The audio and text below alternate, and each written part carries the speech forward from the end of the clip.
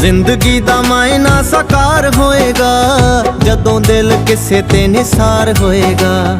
ਹਾਲੇ ਤਾਂ ਕਹਾਣੀਆਂ ਦੇ ਵਾਂਗਰਾਂ ਲੱਗੇ, ਸੱਚ ਲੱਗੂ ਜਦੋਂ ਇਹ ਪਿਆਰ ਹੋਏਗਾ। ਕਰੇ ਜੇ ਮਿਹਰਬਾਨੀਆਂ ਪਿਆਰਿਆ, ਆ ਦਿਲ ਸੋਹਣੇ ਲਾ ਲਵੇਂ ਕਿਤਰੇ। ਕਰੇ ਜੇ ਮਿਹਰਬਾਨੀਆਂ ਵੇ ਪਿਆਰਿਆ, ਆ ਦਿਲ ਸੋਹਣੇ ਲਾ ਲਵੇਂ ਕਿਤਰੇ।